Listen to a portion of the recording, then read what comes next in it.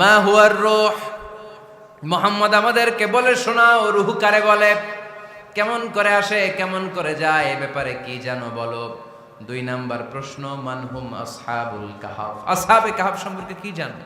3 number প্রশ্ন, মান হুয়া যুলকারনাইন, যুলকারনাইন বাদশা সম্পর্কে কি জানো।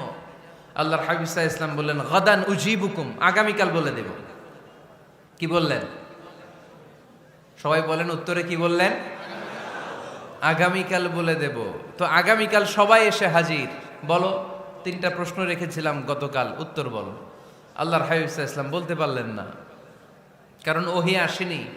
তিনি ছিলেন ওহী নির্ভর, ডিপেন্ডেন্ট অন ওয়াহি, dependent on revelation, guided by the ওয়াহি। তিনি এর পরের দিনে বললেন গাদান উজিবুকুম, আগামীকাল বলবো। এর পরের দিনে এরা এসে হাজির, উত্তর নাই। আল্লাহর হাবিব সাল্লাল্লাহু আলাইহি ওয়াসাল্লাম আবারও বললেন গাদান উজিবুকুম, আগামীকাল বলবো। এর পরের দিনে এরা এসে হাজির। এরকম 1 দিন 2 দিন 3 দিন নয়, টানা 15 দিন আল্লাহর হাবিব সাল্লাল্লাহু আলাইহি ওয়াসাল্লামের প্রশ্নগুলোর উত্তর করতে পারেন নাই। আল্লাহর হাবিব সাল্লাল্লাহু আলাইহি সাল্লামের নবুয়তি জিন্দেগিতে এত বিব্রতকর পরিস্থিতিতে তিনি কখনো পড়েন নাই।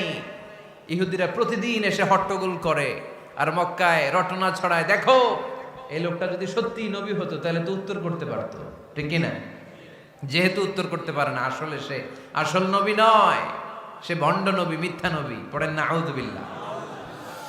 15 দিন পর আল্লাহ আয়াত নাযিল করলেন, ওয়ালা তাকুলান্না লিশাইইন ইন্নী ফাইলুন যালিকা গাদা ইল্লা আইয়াশা আল্লাহ।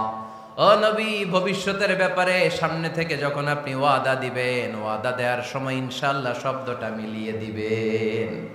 সুবহানাল্লাহ পড়েন। আল্লাহর হাবিব সাল্লাল্লাহু আলাইহি সাল্লামকে শিখানোর মধ্য দিয়ে গোটা উম্মাহকে আল্লাহ শিখাই দিলেন যে ভবিষ্যতের কমিটমেন্ট যখন দিব, প্রমিস যখন দিব, প্রমিস দেওয়ার সময় কি বলবো? কি বলবো? আল্লাহর হাবিব সাল্লাল্লাহু আলাইহি সাল্লাম ইনশাআল্লাহ বলতে ভুলে গিয়েছিলেন। এজন্য 15 দিন, টানা 15 দিন ওহী আসে নাই। আল্লাহর হাবিব সাল্লাল্লাহু আলাইহি সাল্লাম একবার মসজিদে নববীতে ঢুকলেন, ঢুকেই দেখলেন সাহাবারা কথা বলছে। এক সাহাবী